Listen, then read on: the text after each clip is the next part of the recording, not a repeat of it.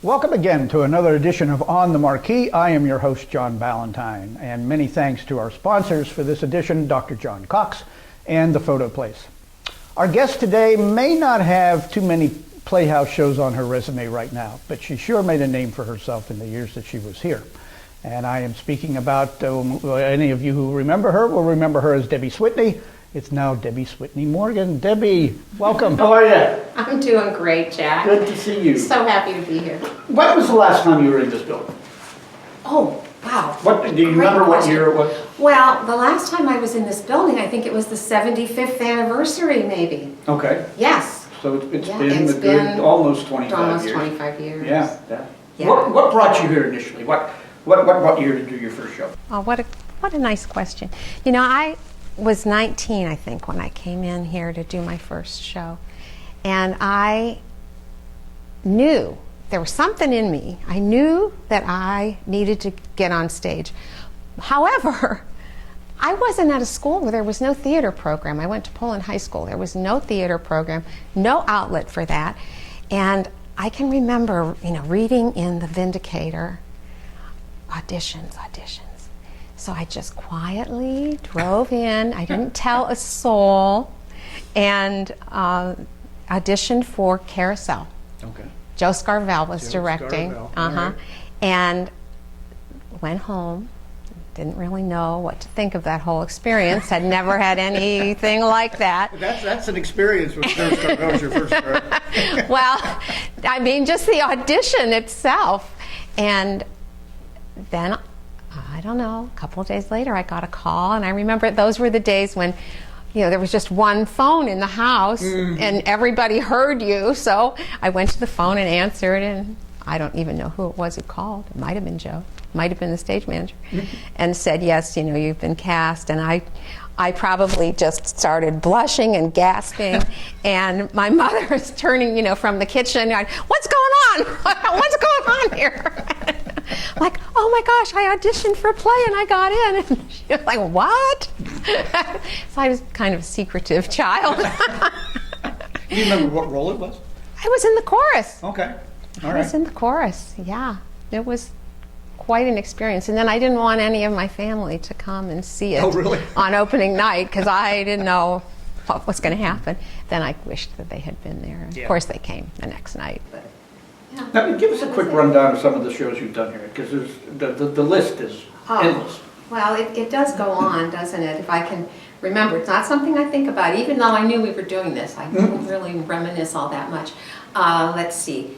I think the first show that I had an actual role in was Charlie's Aunt, and then that was Bob Gray directing. Okay. What a fantastic director, Oh, yeah. Educator, specific. Boy, if you worked with Bob Gray, you knew exactly what you were supposed to do on stage, and he was meticulous. He was a wonderful man. that was Charlie's Aunt, and it was really a fun, farcical play. That was great. Let's see. Well, then, Well, I can yeah, throw one can in you here. throw them in? Good. Yeah, Dames at Sea. Dames at Sea. Now that was a funny one, That because I had no idea that the role that I was playing, Ruby, would get a lot of laughs. And nobody warned me. Leo Muller, who directed that, opening night I was flabbergasted, because all I was doing was what he asked me to do, and we just got laugh after laugh after laugh. And I was, I think I was probably well cast, because I was pretty naive and pretty the epitome of Ruby, and that was really fun. That was a fun That show, was a yeah. fun show. Great people on stage for that one. Yeah, had a great Yeah, cast in that. that was a good one. Paula, funny stories with that one, but And we can then go on. you did, I didn't see this one, but you did Glass Menagerie. I think it was downstairs. Glass Menagerie Wanda. with Wanda Lou. Yep.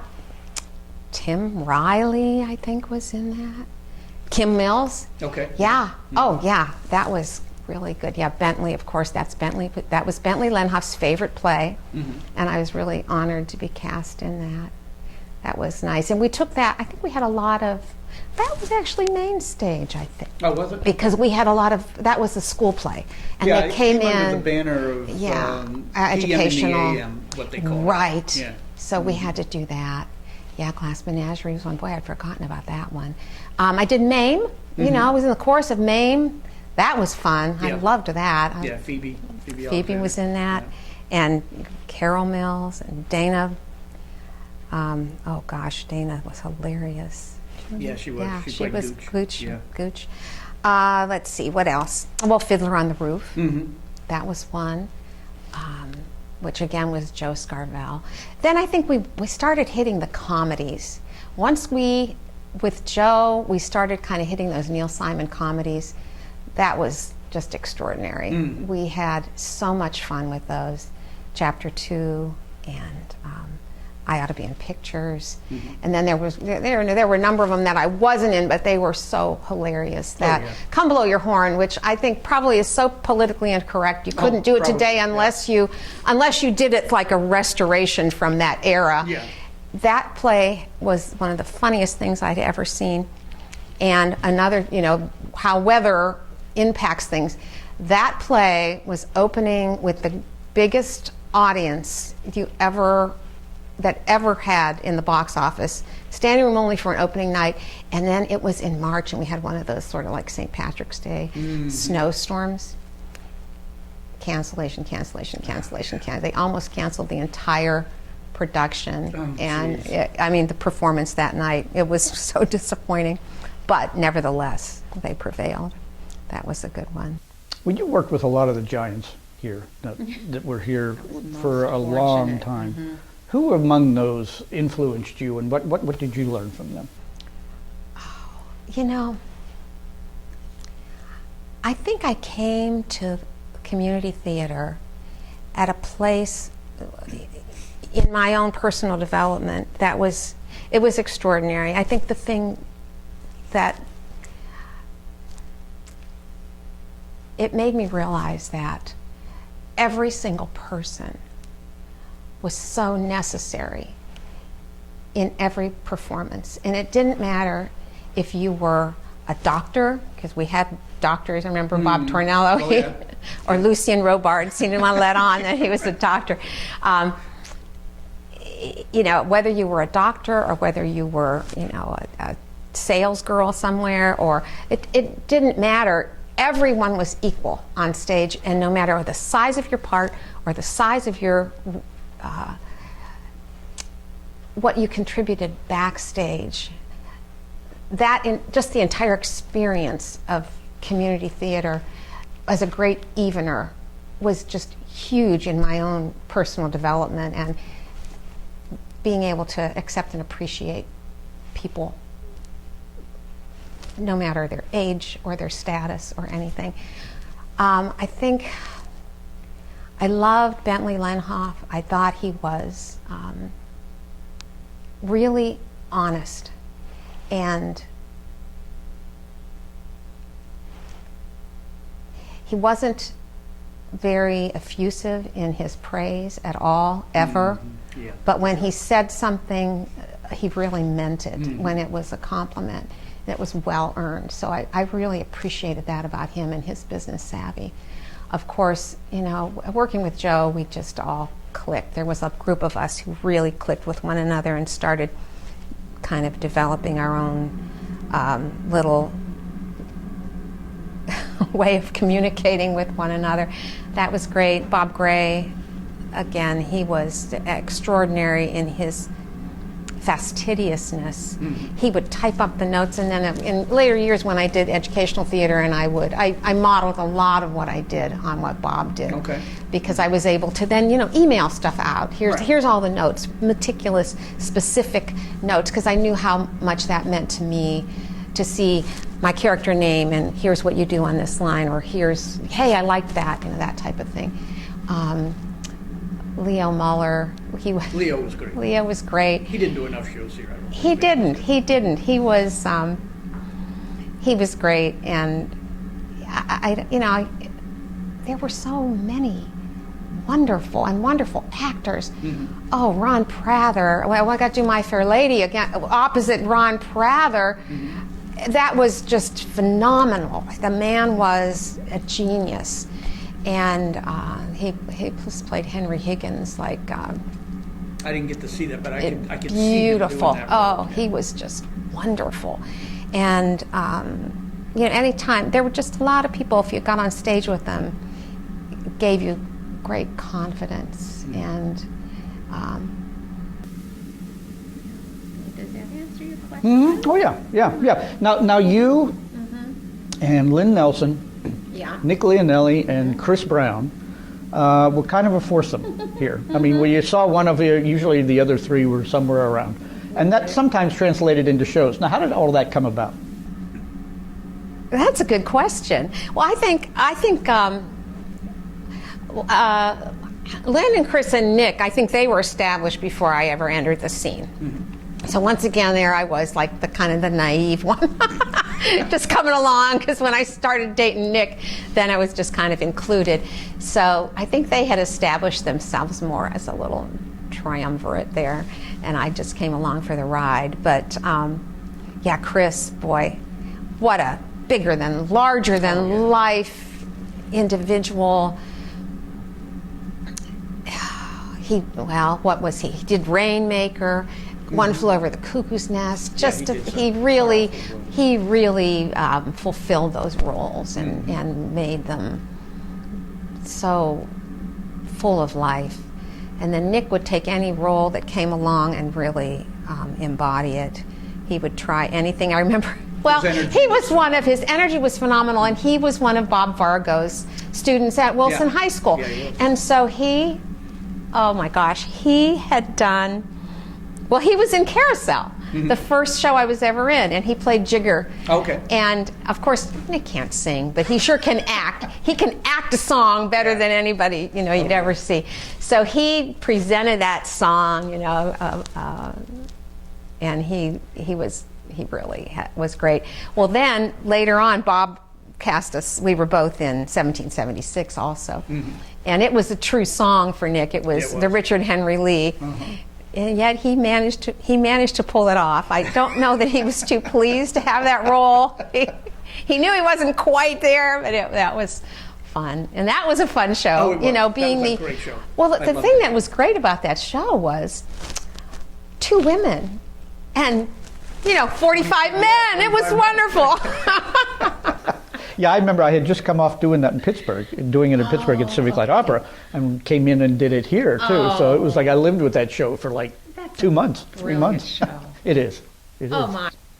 Good. And I very often think to this day, the 4 of you used to drop over to my house frequently, We did. and we'd just sit there and talk and do whatever. I don't know what we all. we played Facts and Five. That's where the Facts and Five comes from. That's the game we played, and But yeah, that was fun. We had a great time doing that. remember. And we had one there, for Facts and Five, you had to name. It's kind of like, I know there's other games out now, I can't even think. Yeah. But it starts with an H and it has to be a restaurant. So Chris goes, Horn and Hard Art. And we're like, Horn and Hard Art? What are you talking about? It's like, yeah, Horn and Hard Art. Well, we didn't know it was some, place in New York City. Right, And exactly. again, kind of naive. I've never been there. I've never been, but I'm like, that doesn't sound right. He was such a, He was a lot of fun, He really and was. he could make up anything and make you believe it. So I wasn't about to believe Horn and Hard Art, but he proved it. Yeah. The days before Google, you just had to convince people, right? Yeah, you couldn't question it too much. Now we mentioned like Dames at Sea, Yeah. kind of a silly role, and then more serious with something like Glass Menagerie. Yeah. What did acting on the Playhouse stage mean to you, especially now since you said you were kind of a secretive child and nobody really knew that you were doing this? What did it mean to you to act on the Playhouse stage? Oh. Well, that saying that, any actor is only as what is the word I'm looking for? Significant or maybe significant as your most recent role. But the thing that I always loved, being that secretive person, about theater is that once it's over, there's no proof that it ever really existed. Yeah. I mean, there's pictures and there's the people and the memories, but that particular artistic endeavor with your connection with the audience, that'll never happen again. Right. And and with that particular cast, And it even- meant a lot to me to be here. And I was here a lot. You were. And I think, I don't even know, I think the things that really helped me was I was always punctual. I always knew my lines and I was always here. So, that goes a long way when you're looking to cast a show. So then over the years, I think I gained a little bit of skill too, but it's just that, you have to do what you say you're going to do. And so it trained me in many ways. Mm-hmm. But I think too, it allowed me to reveal parts of myself that I wasn't real confident or not eager to reveal for anybody's scrutiny. Mm-hmm. So. And to take a point that you made one step further, that event, that particular show, or everything that happens in that show will never happen again, even if you bring the exact same cast back and do it again, Every night it's different. It's different. So that it's very unique. It's a very unique type of entertainment. Well, it's art. It is an artistic endeavor, and there are just certain times when. Those magical times when the audience, for whatever reason, is right there with you, tracking in a way that will never be repeated. Mm-hmm. Mm-hmm. Now you were here during what could be termed as the Playhouse's golden years. I mean, it was kind of before you came and through the time that you were here. Yeah. What do you feel that the Playhouse means to this community and meant to it, particularly at that time when you were here? Oh, well, it's funny. The first time I ever came to the Playhouse was I was ushering when I was in high school. That was a huge program. Mm-hmm. And being introduced to the Playhouse through that high school ushering program, it just seemed like something that was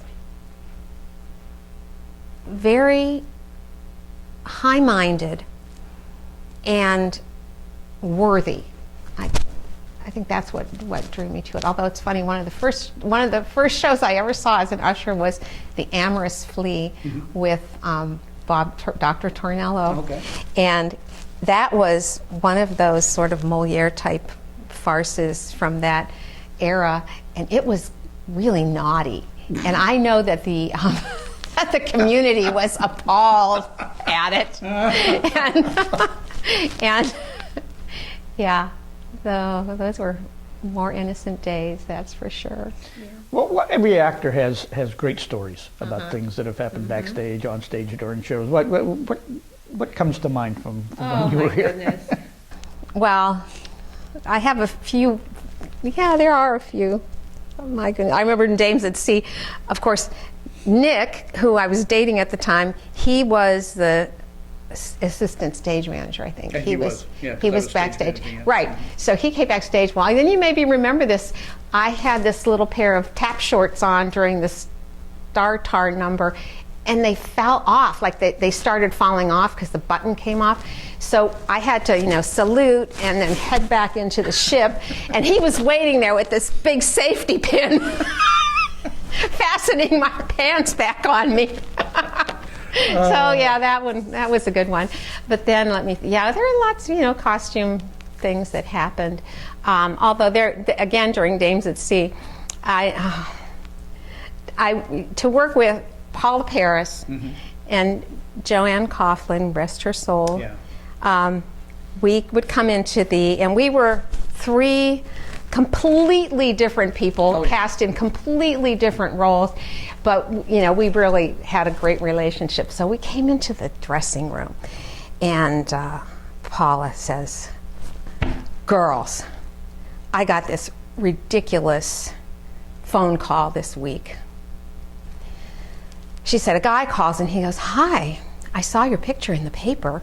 Because, you know, the Playhouse, of course, is advertising, so Paula's picture was in. And he said, I have a photography studio, and I would love to take photographs of you.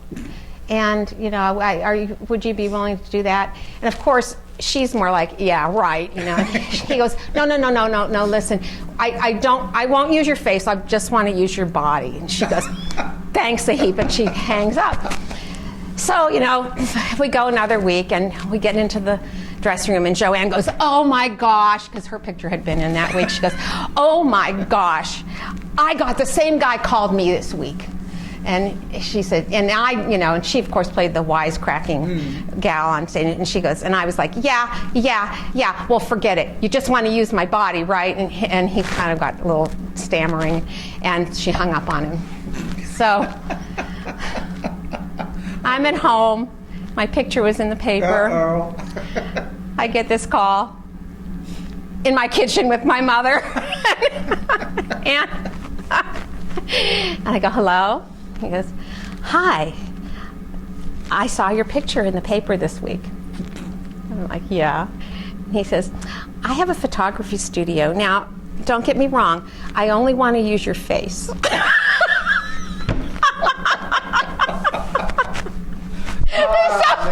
So I had to go and confess that in the confessional of the dressing room. They were a lot more voluptuous and baba than I ever was. So I wonder if we ever found anybody to pose for. Oh my gosh, those were funny times. Now, you met your future husband here, right? I did. How did all that happen? Well, He was cast in Fiddler on the Roof. I played Zeidel and he played Model, and we got married on stage, you know, for 20-some performances. Yeah. And then, let's see, I think he did 4 shows here, and we were kind of opposite each other in all 4 of those shows. Okay. One was The Man Who Came to Dinner. Mm-hmm. And then Summer and Smoke. He kind of played the guy that came in at the very end to sort of pick up Elma Weinmiller. And then there was one, same time next year. Mm-hmm. Yeah. Well, with Sandy Van Such. She was the director there. Boy, she was good too. She was. Yeah. Oh, she really was good. So yeah, that was just, we kind of got used to each other there. Yeah. I want to take a quick break here and say thanks again to our sponsors for this edition, Dr. John Cox and the Photo Place. Why do you think the Playhouse was so successful during all those years leading up to when you came and through the time? Because that was really kind of the high point of where the Playhouse was. Why do you feel they were such a success? You know, success breeds success. And there was a lot of competition to get in here. Mm-hmm. There were lots of people auditioning. There was vying for roles. I don't know that we ever got into a sense. There's a theater that I'm aware of that I live in Akron near me, and it's always the same 4 or 5 people constantly. I think they just choose the shows for themselves, and you know that gets a little tedious. Well, I don't think that ever happened here. I mean, sure that happens in a rep company. This was never a rep company, but I think, you know, we had a many-pronged approach here. There was educational theater, there was the children's theater side of it. There were experimental things going on. I mean, I was here when they did Jacques Brel down in the arena. That was just extraordinary. Yeah, that was wonderful. It'd be nice to see a revival of that one. And then the main stage, there was just a lot of interest. And I think, too, there was a lot of buzz here during the day. If you stopped in, you know, there were the office was humming and buzzing, and they were, getting. It was just a rhythm of, okay, now the campaign's coming. Now we're going to sell season tickets. Now we're. There was a sense when I feel like when I entered, there was a sense of a well-oiled machine, and everybody wanting to be a part of it. And there were systems in place. I mean, I remember working with stage managers who, just everything was so professional, so on the money, so great. And I don't ever remember feeling like my time was wasted in any way. So all those things, and then of course the comfort of knowing that the financial side of things were well handled. That was, and you don't even recognize that when it's in place. Right. Until exactly. you start losing it, and then it's like, oh, gee, where did we go? Well, this area has really No, it's taken a gone hit. through. It's taken a hit, you're right. Yeah. But, to the credit of this place, it's still here. Keeps chugging along. We mentioned that you've been out of here or gone for about 25 years. What are you doing now? What are you up to these days? Oh my goodness. Well, of course, raised a family, been involved with educational theater and working with high school students, directing, doing teaching. I did some teaching, teaching of literature, Shakespeare, love that. Right now, I'm just about done going through an integrative health practitioner licensing. So, really? Oh. yeah, so I've got that. That's always been another one of my loves is health and alternative care and that type of thing. So I'm working on that. But, a lot of good things. Okay. I always feel like I don't think I've ever been bored a day in my life. I can believe that. And I can believe yeah, that. and so, there's just lots to do, lots to. Now, you mentioned kids, and you've worked with some kids. How do the performing arts, do you feel, impact them in their lives? Especially, at a younger age, Yes. after high school. I think kids know when what they're doing is fruitless or baloney.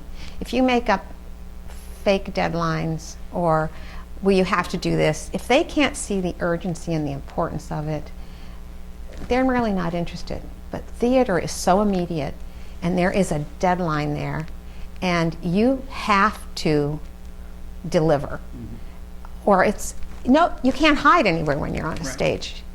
And I think it gives them an opportunity in a short-term time to really see something through in a process, deliver, and then experience the wonderful bonding that comes from that. That everybody loves one another, even the kids you thought were jerky and the ones that were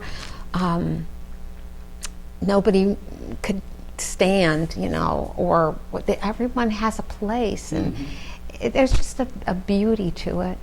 I always like to sit back and watch that, and I always would think of Joe Scarvell, because he was the type of director who, once the show opened, he would never show up again. His job was done and off he would go. And he did not hang around and wait for kudos or any kind of applause or anything. He just let the actors take over at that point, and because his work was done. And I would always think of him because I always kind of related to that. It's like, now you all know more about it than I do, so have at it, But That's a good observation. Observation. Will Debbie Switney ever come out of retirement and go back on stage? I would love to. I would love to. That's why I'm asking what your season is next year. Well, this won't be seen until closer to the 100th, but as of right now, they haven't announced the next season. Now, you've been away for a while, so this question you may have to kind of fish for an answer for, but maybe not, because you've got a good feel for the Playhouse. What do you feel the Playhouse needs to do to successfully move beyond their 100th anniversary and remain successful? Oh, wow, Jack. I guess look forward. not back. It's important to look back, but it's also important to grow into each generation and meet each generation where it is and let things happen. New expressions. Sometimes I look at some of the plays, like I mentioned, Come Blow Your Horn, you know, such a hilarious script. And then I recently had gone through and read some Neil Simon, and I thought, wow, he's not aging well. You almost have to do it like a, Yeah. you almost have to do his plays like a period piece. Yeah, you do. Because they're not relevant unless you're encasing them in that bit of nostalgia, like Mad Men, you know, on television when they kind of made it all look very slick in that era. You'd have to kind of approach it that way. Well, I think a lot of Simon's writing was probably based on events from his life, things Yes. that happened to him, people he knew. So it was kind That's of, why they're so real Yeah. and wonderful, and his timing is better than anybody's. Yeah. But, so I don't know that I have a really great answer for that, Jack. We live in a time, I just know, like with youngsters right now, TikTok is the biggest thing ever. You know, they're making these little 7-second videos. And you know, how do you begin to incorporate some of the new technology? And also the rhythms of, you know, people aren't as slavishly devoted to getting their children or themselves being involved in the time frame that it takes to mount a production and really be here to see it through. That was hugely formative for me, and I liked that you had this long period. And I think it's beneficial and great for anybody, but I don't know how you make that, how that translates to these times. yeah, it's hard. We were talking before we went on. Yeah. It's hard getting volunteers. Yeah. I mean, they used to have lists and lists and lists of volunteers. Now it's hard to find people. You know, it changes with the times, I guess. Yeah. Well, Wow. I want to thank you for coming in. It has been great seeing you. It's been a long time. It has, So much Jack. fun talking, just sitting here talking. And hopefully you'll stop back. Come for the 100th. You're going to have to come for the 100th. Oh, For some stuff for the yes. 100th. As soon as I find, I'm stalking the website, so I'll have to keep an eye on that and see. Okay. Thank you so Thank much. you. I really was anticipating and relishing this little Good. walk down memory lane. Yeah, it's Great been way. fun. Thank you, Okay, Jack. thanks. And thank you for joining us for another edition of On the Marquee. We will see you next time.